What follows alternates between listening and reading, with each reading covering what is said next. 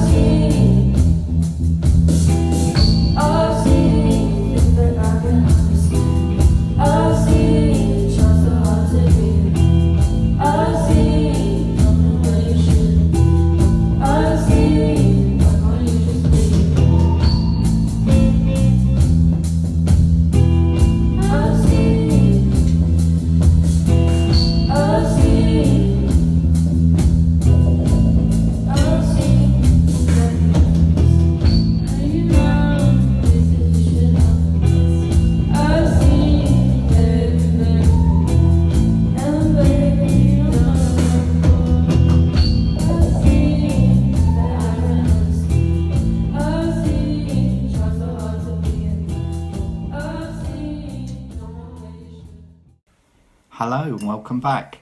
In this episode we've got how to read a Colorwork chart, and I'm actually going to take you through the cat chart. So I'm going to show you how I would cast on, and then how I would join the ends, and then how I would read the chart itself. So that's later on. And also in this episode I'm going to show you a close-up of my hands as I knit, because the yarn keeps moving in my hands, and I don't think that's normal. I mean, obviously some people would knit like I do, but I don't think it's normal, and people have asked to see that, so that's something that's going to come up. You right, Joey? She's going to sneeze. It's all the wool, Joe. It's all the wool. While she's having a quick sneeze, don't tell her. Got a few little buys this week. Can you see those? K Facet, Rowan, K Facet, Kid Silk. And I've got, that one's been started, but there's not much off it. And yeah, so 5 balls of that, £3. If you see her, she's gone out the room to have a sneeze. If you see her, don't mention it. Okay, so yes, what else have we got? We've got a few questions. Also, I've got a Joey's list of gripes. She's written me. I haven't even looked at it yet, but I'm going to see what she's written down. So she's got a list of gripes because I do things apparently that upset her when I do my videoing, especially when she's not around. She's come back in.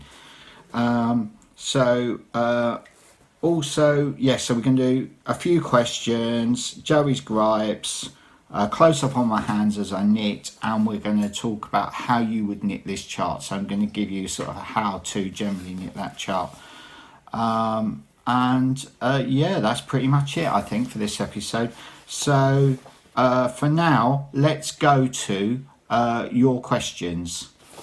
So this week you might have noticed that we've actually put out a couple of new videos in the week. In actual fact, we put out 4 videos in the last 7 days. So two about our trips from our trip to Venice, and obviously there was other stuff in those. But also what I've started to do is extract how-tos out of our main show, and then in the week I'm just going to put those so they're easy to find for people. So if you want to learn how to do two color rib, corrugated rib, there's now a how-to, so you don't have to go through the whole hour-long episode just to watch the couple of minutes of me showing you how to knit that rib. So people have seemed to like those, so I think what I'll try to do this week is get a few more of those up and running. But first of all, let me go through some of your questions from this week. So the first one is from Adina, and she says, I'd like to know who inspires you. Are there certain artists that give you inspiration in the past or present? or is it something just out of the window? Well, yeah, it could be something out of the window, or it can be a building, or it could be an animal, or it could be. It's everything, isn't it? Really, it's everything that's around.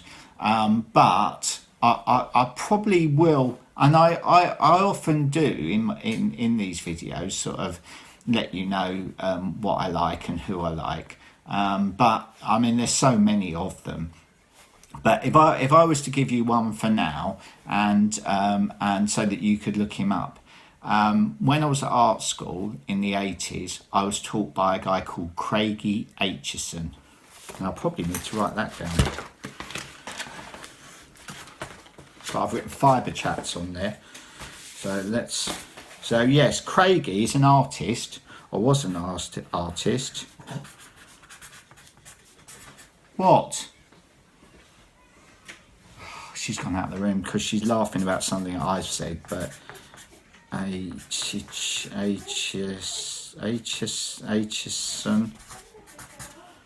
I think if you start to put Craigie into Google, it'll come up anyway. Anyway, so she's laughing her head off, and I've said, I don't know what I've said that she's laughing about. Anyway, Craigie, he's a lovely fella, and he'd come in to do tutoring at the art school, and he'd have about 3 or 4 Bedlington Terriers with him, and he'd walk in with his Bedlingtons, he'd sort of shuffle in, and then he'd look really hard at your work, and he might look at it for half an hour or something, and then he'd just say one sentence, and then he'd sort of leave. And the great thing about Craigie is that I pretty much remember everything he ever said to me, but his work, oh, you're back in here, you all right, you had your laugh now, have you? You all right? Don't start. I remember every single word that he ever said to me, and I cherish them. His work's amazing, beautiful colours. It's the colours in Craigie. So Google Craigie Aitchison, have a look at that, and that's my one big tip for today. What? She's still laughing from that. I still don't know what I said that made her laugh, made her kick off, but she's still laughing, she's smiling there, she's back in, she's in the background. The next question is from A. Eastman. Did you know the last 2 episodes have had adverts interrupting the video? Is it just me, or are other people getting those interruptions? Well, what happens is when you start a YouTube channel, if you start to get lots of subscribers and lots of views on your videos, then they start adding adverts, and we noticed they started doing it about episode 4 or 5, and obviously they could see that we had a following, if you like, and yes, last week. So what happens is they monetize you, basically. So they can put the adverts on whether you like it or not. They can put the adverts on. That's the deal. It's their thing. So, but what happens is they ask you whether you'd like to become part of their monetizing program. And last week we said yes, but you probably saw adverts before that. Last week we said yes, so we've joined up for that. It's not going to change our lives. It'll probably pay, at the moment, it'll probably pay for Joey's weekly flowers that she likes to put in front of me to make me look nicer. That's about it, as things stand. So we're not going to see any money for a couple of months anyway, and then, at the moment it'll just be a dribble. But we might as well have that. But the main thing for us is that it will allow us to set up what's it called, Joe? A membership group. So we can have a little membership group of people that like our videos and things like that, and then we can start to build something where we can give you freebies or private chats or exclusive material or training courses, those sorts of things. We can load all of that, and then we can have like a membership group where people can become part of that, and that kind of appeals to us. That's the main thing. The next question, Merrily says, great tutorial, and I think Merrily's quite a young person, and I think what's happening is with the little tutorials that we're doing, we've found that we've got a younger age group, because we've put on there it's for beginners, so beginners can start to do colour work. So that's a great thing, and so Merrily says, great tutorials, have been wanting to try colour work. Can you suggest any good patterns for a newbie? And I love the music. Well, the music, I don't know if you've seen the new Knitting Man shorts. I think that was Joey's idea, that joke, the Knitting Man's shorts. But yeah, there's a new bluesy tune that we've got on there, which is also by our sister Kitty, although this time she doesn't. Daughter. Right, thanks Joe, thumbs up there for swapping over, getting it right the second time after she told me what it was. So yeah, that's our daughter Kitty. That's written by her. This time it's not sung by her, it's sung by a guy from her band. So yeah, and so if you haven't seen the shorts, go to that. And I don't think we've got a link to that one yet, but we're working on it. And I think Kitty's working on some YouTube videos, so you can go and see all her, go and listen to all of her other stuff as well. So yeah, and oh yes, going back to the question, any good patterns? And I was thinking that would make quite a good video. And what I was thinking was, have you seen the house jumper, Joe? That when I started, while Joe's looking for that mug of the week, it's not a mug. I've got water in there because it's quite hot today. This is, while we were in Italy, in Venice, our brother-in-law, Matthew, bought us a pair of these, which are Murano glasses, which are beautiful. So, mug of the week. Hey, she found it. So I'll put that over there out of the way because she's pointing at me as if I'm going to break it. Okay, so when I started doing this sort of stuff, and this is like an 80s thing that I did, I put in very, very little colour work. It's every, 2 or 3 rows. So what I was thinking is I might develop a pattern that's as simple as that. Because it actually looks a lot more complex. It actually looks, quite busy, where there's so many rows of plain knitting in it. And I think when you start doing colour work and ferrule, I think you want to have momentum and speed. So doing the plain rows helps, because you can keep up some speed and momentum, and then you're learning and getting used to it in the 2 colour rows. So yes, I might develop a little pattern and do a little course on that in the future. So thanks for that question, Merrily.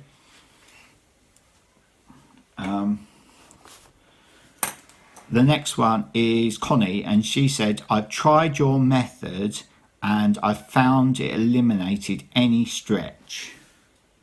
Yeah, well, it doesn't eliminate any stretch. I suppose the whole, it depends on how much tension there is on the carrying yarn. So if the carrying yarn is quite loose, if you put a tension on the carrying yarn, then it's going to be, there won't be any stretch. But I mean, I'm picking up brambles here. there's a little bit. It doesn't eliminate any, but there's not as much. No, there's definitely more if you do it with floats. But again, I would say if you had a really loose tension on the carrying yarn, you've still got some stretch. And do you do any blocking or any wet blocking or steam blocking? And I don't really. No, I don't tend to. I suppose it's something I've done before, but it's not something that I particularly bother about very much. So no is the answer.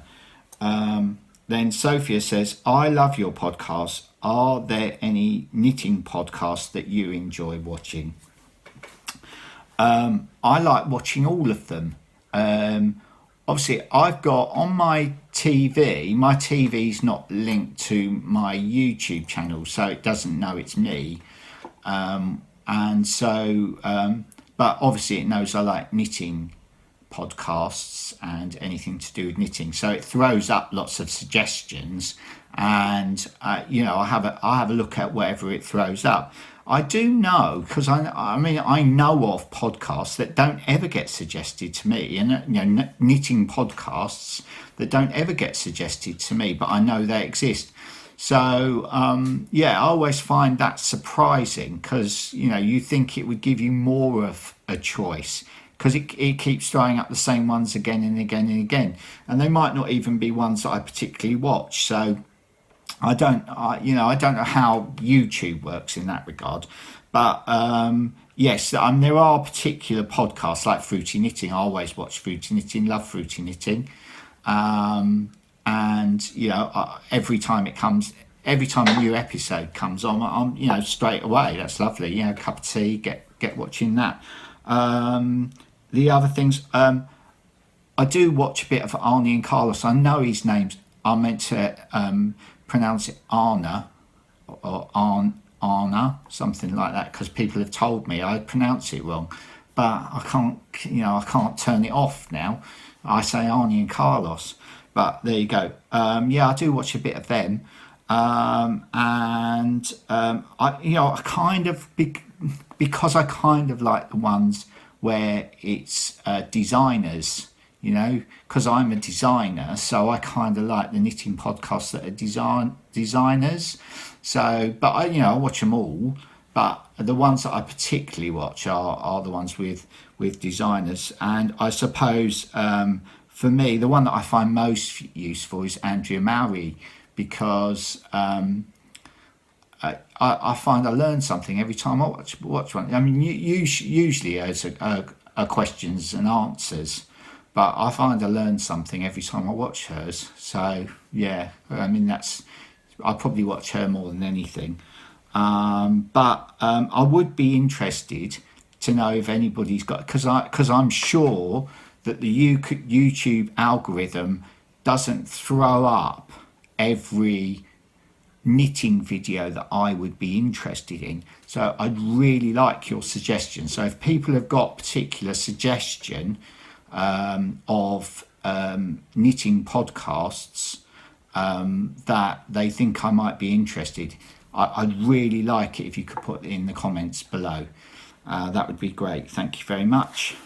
And the next question is from Inga. Hi Inga. Inga's one of our regulars. I find your backgrounds intriguing every time there is something else. Are you going to tell us about these works of art? I think they are yours.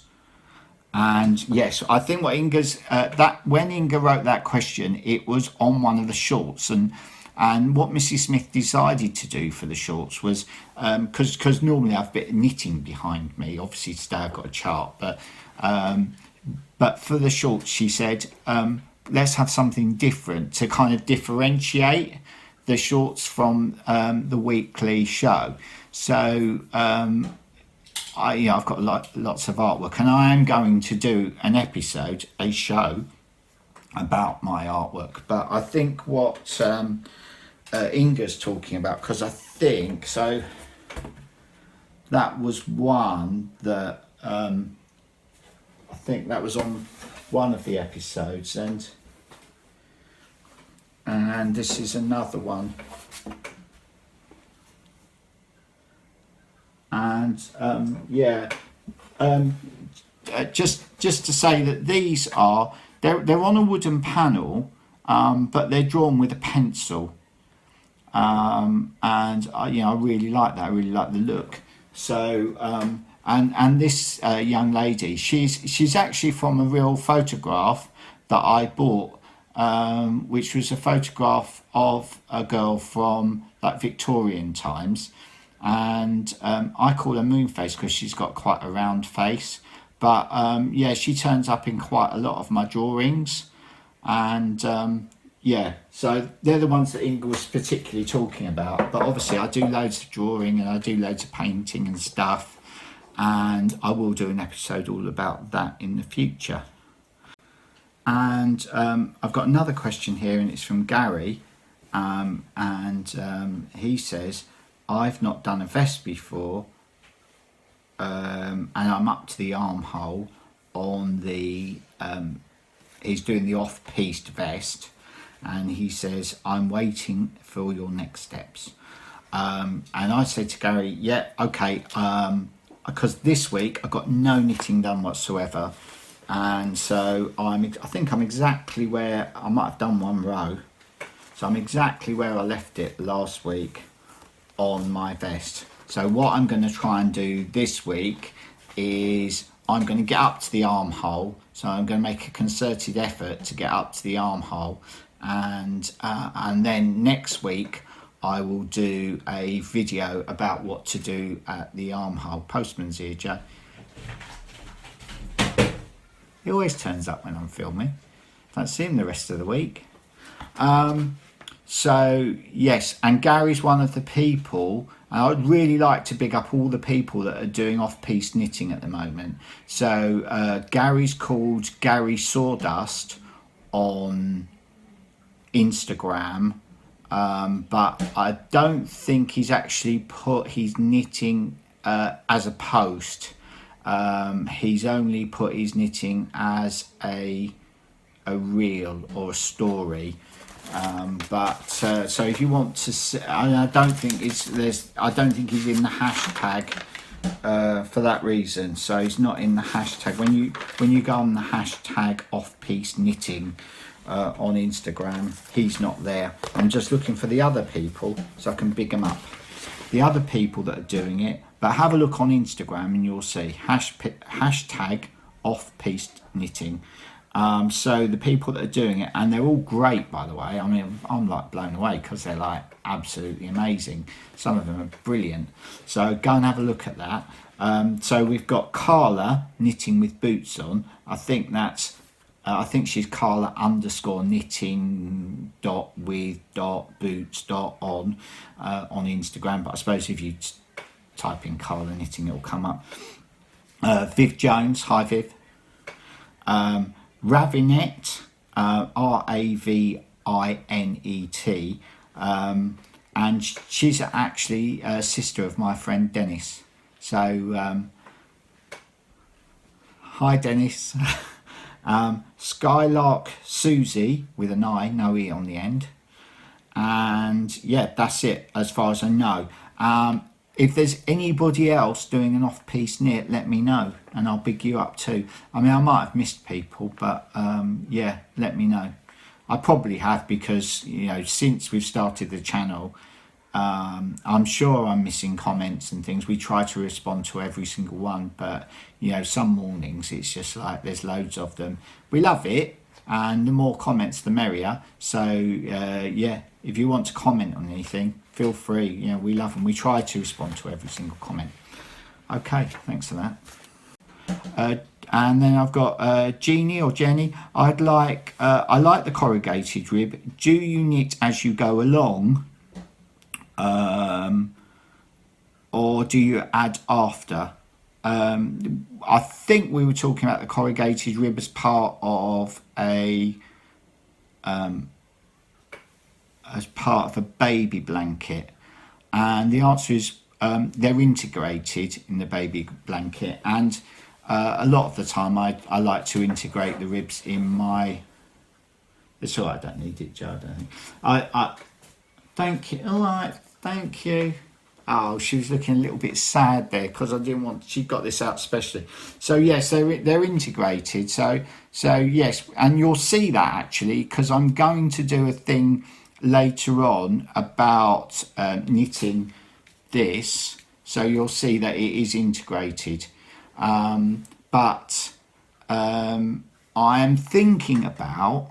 And this is just an idea, it might not happen, but I'm thinking about, because I've been thinking about what happens on the armholes and the neck for my vest, and I'm thinking about just doing it and then just knitting a separate rib and sewing it on afterwards, because that's not something that I've done for years and years and years. I quite like the idea of it, and then you can kind of gauge the thickness that you want the rib to be and stuff like that. So yeah, quite like that idea. So I actually might, I'm saying no, they're all integrated, but I might do it as a separate thing and sew it on. So yes, thanks for that question.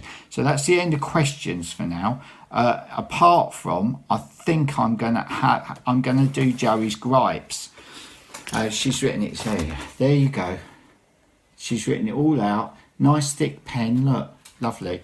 And it says she's here, by the way, so I can't get away with much. Mrs. Smith's gripes. Fluff on your jumper. Now, I don't know if anybody noticed, but she says she can't watch episode 10 because there's this bit of fluff on my... I'm wearing a dark blue top and I've got a bit of fluff on it. Well, it's not a bit of fluff. It was a bit of paper. I use these things. There was a tiny little bit of paper and it was there. Anyway, so she comes back in. She goes out. She's out all day with the kids playing in the garden. And then I'm recording. And then she comes back in. And she's like, I say, I'm not recording it again for a bit of fluff. Oh dear. Get on with the next one. She's going, camera angle. Now, on the last, so it was number 2 of the Knitting Man shorts, I pitched the angle of the camera wrongly. So I had one of these pictures in the background and it looked like that on the wall. It wasn't, it was straight on the wall, but it looked like that because of the angle of the camera. So anyway, that's another one of her gripes, but that's all right, isn't it? Let go. Not editing out my ums and ers. Well, yeah, I'd be all day, wouldn't I? Because I'm always going, and I do that thing, where I'm thinking or where my mind's ahead. So my mind gets ahead of my thinking, and then there's this gap like this. And then I go, because my brain's got ahead and then I have to kind of work backwards to where I was. So yeah, she don't like that. She wants it edited out. The back door. That's when I do this, I'm going to get told off. Oh no, don't. There's the back door. She doesn't like, see, there's nothing wrong with the back door. It's just fine. She doesn't like seeing the back door. You all right? Oh, gold, look, it's got to be... Right, okay. When you can't read your own writing. Yeah, it's true. Because I write really fast, because obviously I've got a lot in my brain to get out, and I'm writing really fast, and then I go, oh, I can't read it, what's it saying? And I've got to kind of try and remember what I'd written down, because I can't read my writing. Where were last week? I didn't do Mug of the Week because I was meant to do my Murano glasses. Ooh, my Murano glasses. And so she's written down, where were the Murano glasses and the Venetian lion? Well, there's the Venetian lion. I bought this little lion whilst we were in Venice. It's not made of gold or anything.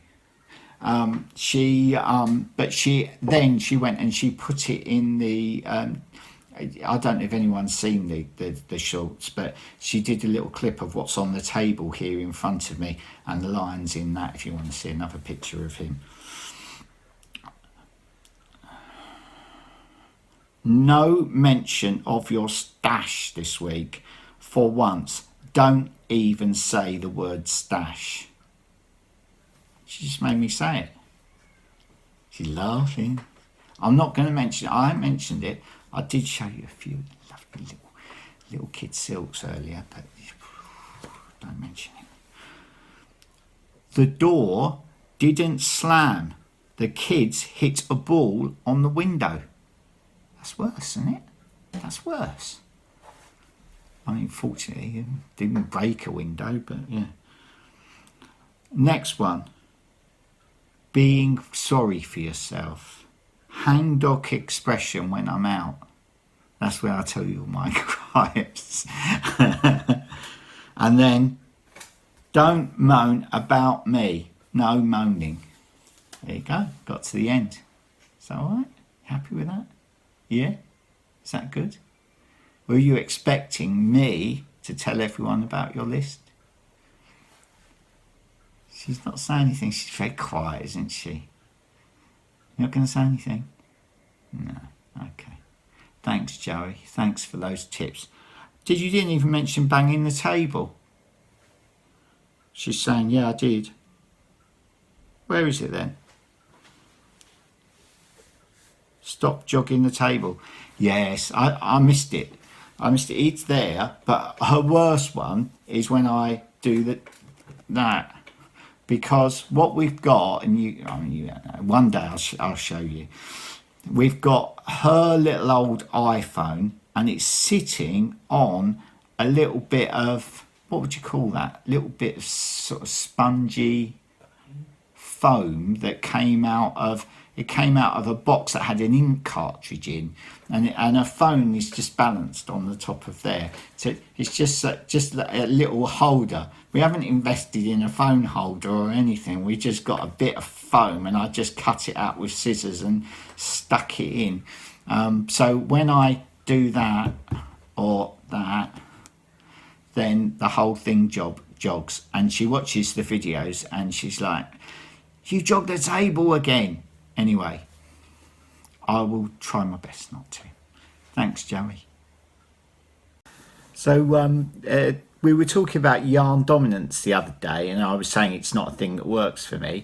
And since then, there's been a discussion in my questions, and I just kind of realised why it doesn't work for me. And the reason it doesn't work for me is because the yarn moves around my fingers whilst I'm knitting. It doesn't stay in the same place.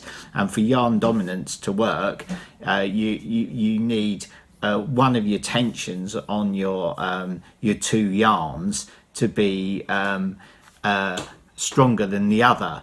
But because mine are moving around, it doesn't work for me at all. But I just thought it would be interesting, and because people have asked, I thought it'd be interesting for you to see how the yarns move within my fingers. So I've got a little clip now of me knitting and trying not to concentrate on my knitting while I'm knitting, so it's naturally, so the yarn's just moving naturally between my fingers. So here's a little clip of that. I just wanted it's not really a demonstration as much as just showing you how the yarn moves, because when I knit, because a lot of people that for instance, that red yarn would stay on the bottom and the brown yarn would stay on the top, or vice versa. But with me, they swap over, I think, and it's only something that actual fact I didn't really think about it very much until I started doing YouTube videos, and then people ask. So I'm not actually following that. I'm not actually following that, but for the time being, I'm just going to follow those colours where they are, and then I'll frog that little bit back. Right. Okay. So just for the purposes, is that a good position for you, Joe?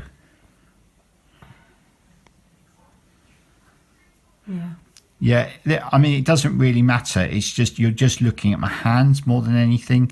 You know, I'm not teaching anybody anything here. But so at the moment, the brown is on the top, and now the red's on the top, and okay, so I'm going to try and knit without thinking about it. That's the thing. I've got to try and not think about it. So I can, so at the moment the red's on the top. Oh, they've switched. The brown's on the top.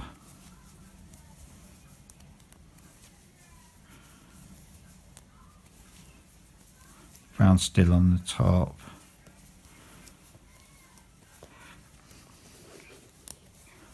They've swapped. So it's the second stitch in, and I've never even thought about it really, I just do it naturally. So the second stitch in when I change colour, so the first stitch I knit with the colour as it was, and then they swap over. So yeah, I'm learning what I do, because this is just something I do without even ever thinking about it. And then they stay the same until I swap the colour, and then the first stitch I go, and then it swaps, the yarn swaps in my hand. So there you go. That's right, there's nothing to see really, Joe. It's just they were just watching how the yarn moves around in my hand. Thanks. So that wasn't how to so much as a how I do it kind of thing, but I just felt that people thought that people might think that was a bit interesting. I don't think it's very normal. Some of you will say you knit like that. If you do, yeah, let me know, because I would be interested to know how many people knit like I do. So yeah, that would be lovely. Put that in the comments. Now I'm going to talk about how you would knit one of my blankets if you were to start from scratch. And the blanket that I've chosen to discuss is my cat blanket, and Joe's got it out for me somewhere here, but I've lost it already. There it is. So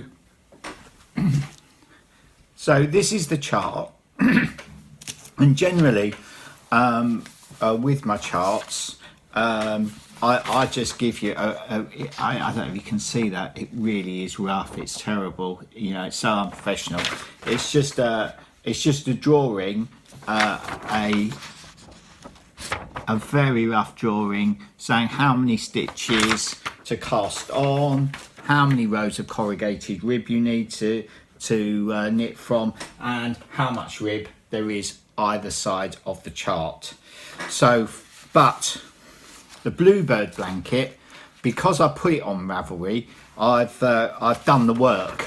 So I've actually I've actually written proper instructions for that. And with the bluebird blanket, you get a bit of a nicer crib sheet diagram. So, but with the cat blanket for now, until I actually get round to doing the put it on Ravelry, in which case I will write it up as well. When you receive it, you just get the crib sheet. So, but you won't need the crib sheet, because I'm going to tell you how to do it now. So it says on the crib sheet, it says to cast on 218 stitches, and the chart is 162 stitches wide. So that means that the rib either side of there, either side of the pattern, is 28 stitches, but 5 of those stitches have been folded back. So now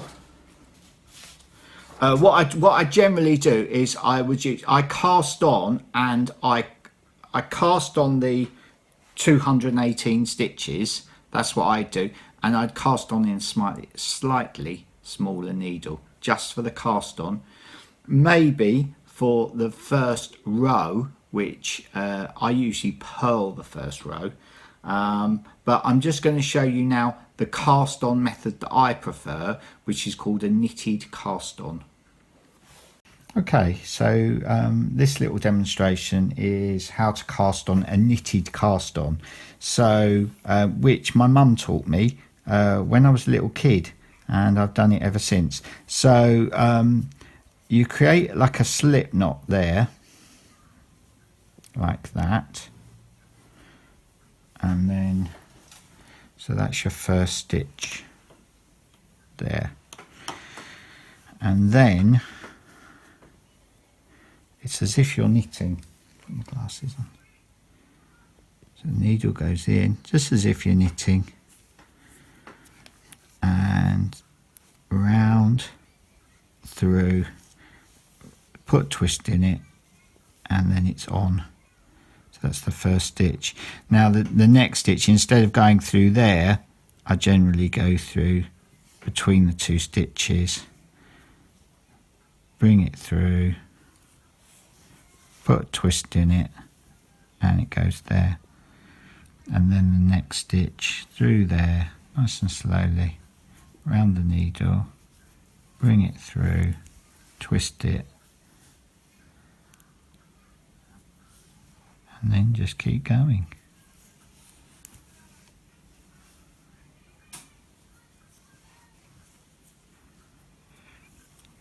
And that's how I cast on. I'm going to do it nice and slowly now, and so it goes around just as if you're knitting. You pull it through, twist it, and then put it on.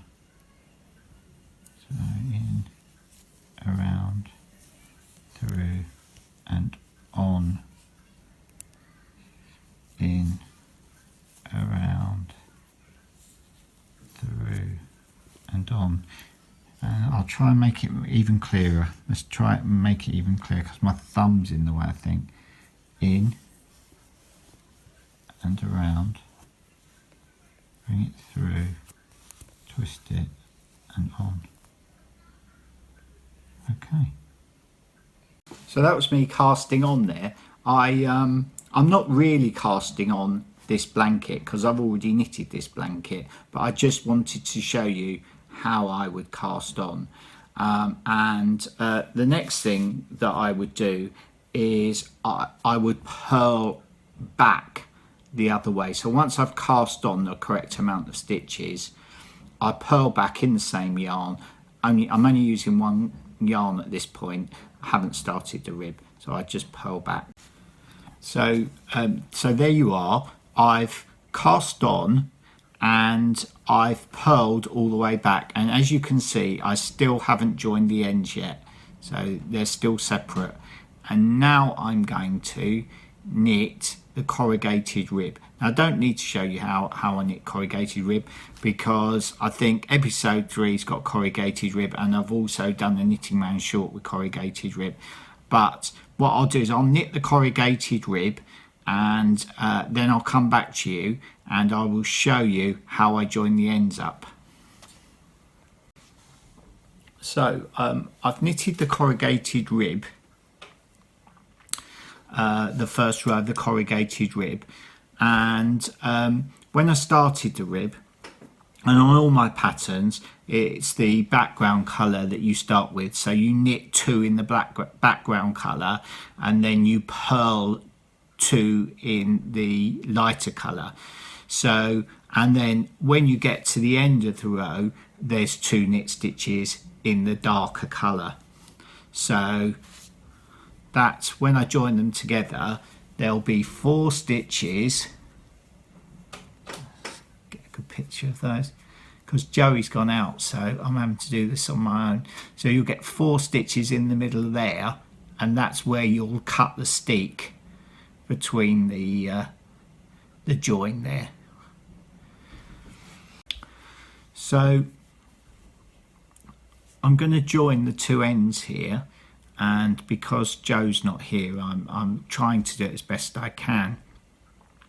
So but it's pretty simple.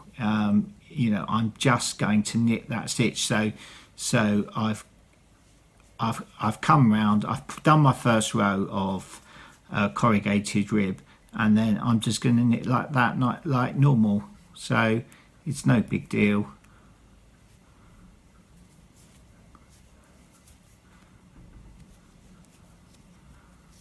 And there I go, and that's in. I just trapped the lighter colour when I knitted that second stitch, so I brought that over onto, so we're there. But the important thing when you join those two ends together is that there isn't a twist in it, because if you get a twist in it, it creates a Mobius loop, and you don't want that. That's the most important thing. But I think I've knitted them together without creating a twist. Obviously, if you're knitting the cat blanket, you'll have a lot more stitches, because I've just picked this up just for demonstration purposes. You'll have a lot more stitches and a lot more to get flat, to be sure is flat, before you join your two ends.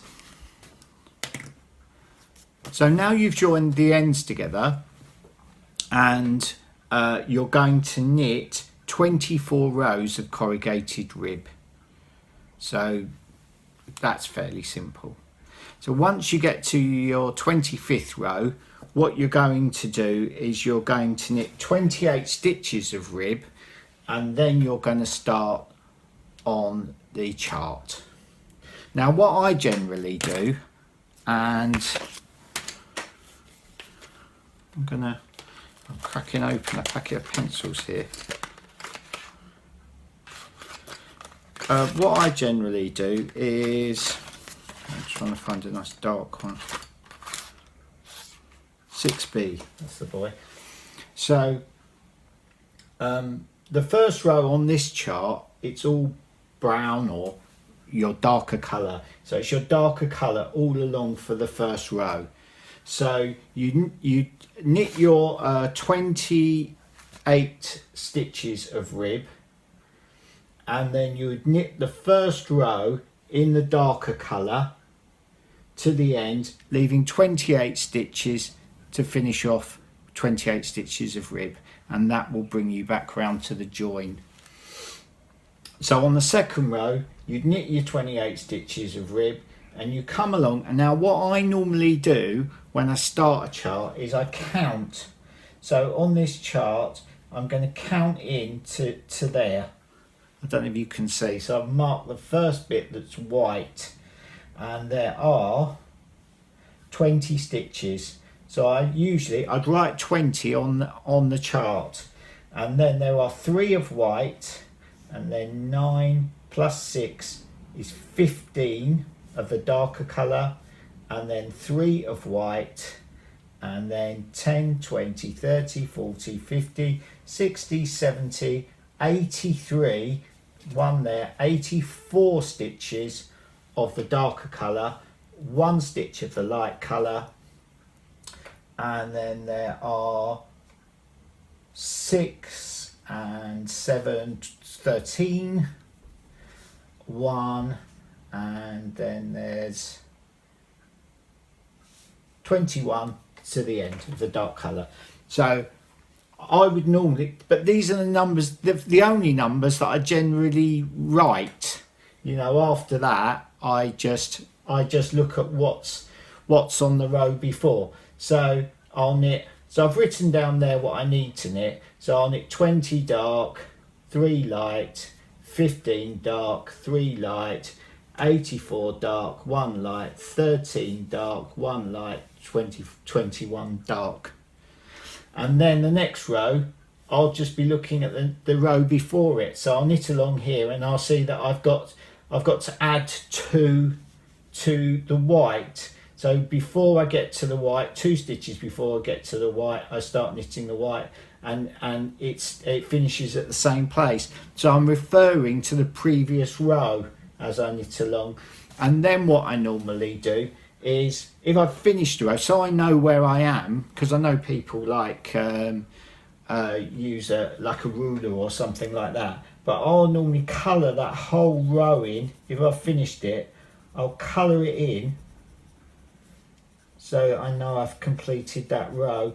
I tend to only colour the dark area in, and then you can see the light from the light area, the light areas still there, so you haven't obliterated those. But I know where I am in my chart because I've filled the whole of the chart in.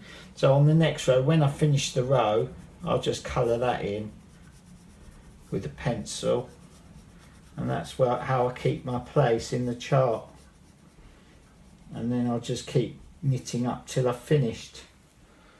So this chart, by the way, now I've written all over it, I won't be able to sell that one. So if anybody's interested in getting a chart for free, I'll pay the postage. But if anybody's interested in getting a chart for free, just write a comment below, and I'll get one of the kids to pull a name out of a hat, and I'll send that to you for free.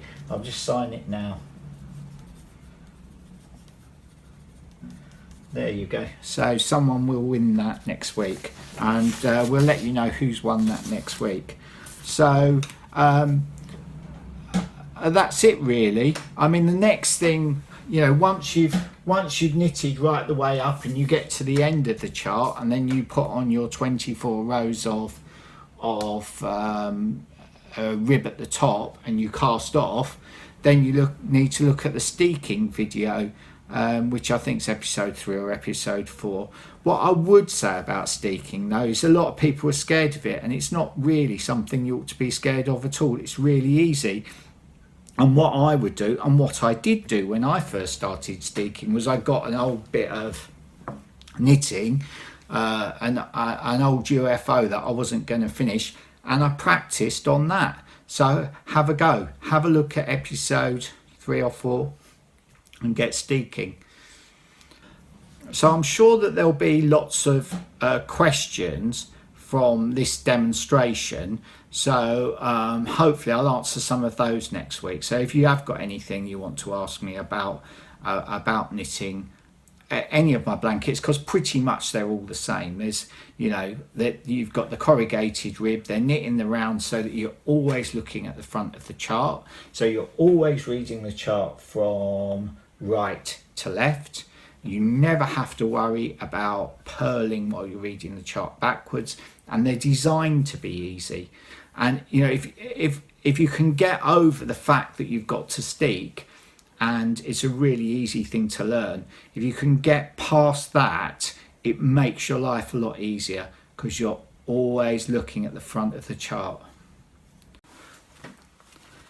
So that's it for today. If you don't follow me already on Instagram, I'm Gary Ray Smith on Instagram. Please subscribe to this video. Hit like for this video, because that will then put this video in front of more people. That would be great. Comments, as always, we love your comments, and we always love your jokes and stuff that we get in the comments. So it's good night from me, and it's good night from her.